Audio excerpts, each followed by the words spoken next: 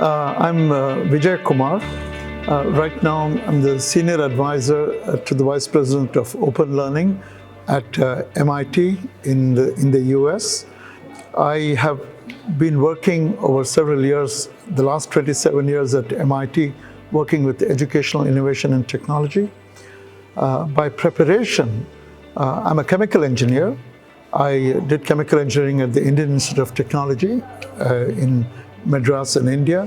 Certainly, and I can, it's an interesting question you ask because I came into chemical engineering because of my love for chemistry. But then, of course, when you come to do chemical engineering, you find that, yes, there is some chemistry, but it's not just about chemistry. I mean, as a chemical engineer, there are many, many job opportunities, all the way from looking at how processes work in manufacturing chemicals to analyzing chemicals, process control. A good chemical engineer has good, solid, basic engineering and understands, depending on the choice, the kinds of things that the chemical industry needs. And you can have chemical engineers in pharmaceutical companies. You can have them, like I said, in plastic companies. You can have them in oil refineries. And that itself shows you the extent of opportunities. You'll see a lot of engineering is good mathematics, good physics, right? We say that a lot of engineering is applied mathematics, but you also have to have a good sense of, because sometimes in the old days you did a lot of engineering courses without actually understanding how it's applied in industry. So you could solve all the math. For instance, I remember in my second year, I went to summer holidays. I went to work in a refinery. Okay, and you have to remember this is India those days. And I saw a pump. And I said, oh my God, this is a pump. I had done all kinds of equations, differential equations, but I had never seen a pump operate, right? So it's very important to go and see how the things that you're designing or that you're learning about are actually used, what they look like. So building things, working things, breaking things, putting back things is a very important part of the engineering mindset, because what you said, it's really about problem solving. Let's say people at MIT, I work at MIT, it's the world's best engineering institution, right? The people who come out necessarily in aeronautical engineering, they don't necessarily all work for an engineering firm. They might go work in Wall Street. They become consultants, for instance, even if you know materials well.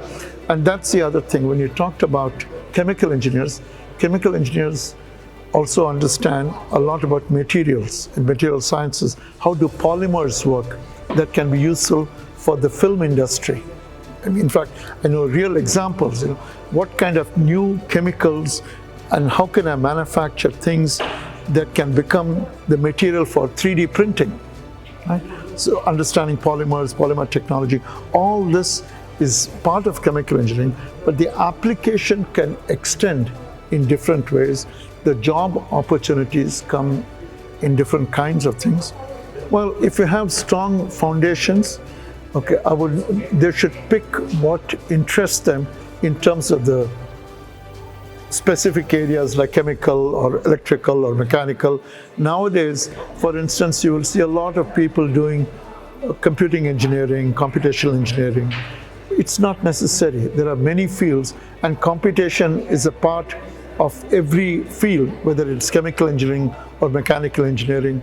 We also used to think, and you asked an important question, because some of us, when we think about engineering, we think about engineering the way it used to be in our grandfather's days, a lot of hand tooling and things like that, or the applications, fabrication. When you think about engineering today, it's about creating medical devices, right? Space technology, chips, semiconductors, right?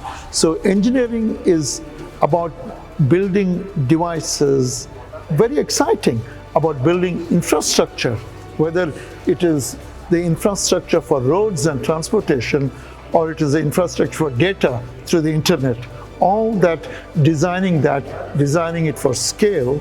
So having an engineering background makes you, opens up a world of possibilities for what all you can engaging in building this, suddenly you become very attractive to other kinds of employment opportunities, whether it is banking or finance or consulting. Of course, and the thing is, we are working a lot with your faculty, right, in introducing new kinds of topics, new kinds of techniques and tools, so that they can be avail of opportunities, the kind that our students are, through the teaching and learning that goes on over there. So your faculty over here get introduced to those kinds of techniques and tools which they're bringing to you. So yes, indeed, you can realize that, of course, you can realize the same kind of potential. I was very fortunate. I studied in one of the Indian Institutes of Technology, right? And again, it's one of the best engineering schools in the whole IIT system, right? And then, but I see a lot of our children. My son actually went to MIT, although he studied mathematics, right? So the answer is yes. So the whole idea over here is as good as, when you think about education, the good program is good faculty, good resources, good practice, and good student. It's a collective that makes that, you can say as good as, Yes, it has the potential to be as good as, right? But it is a combination of all these things that have to come together to create good programs,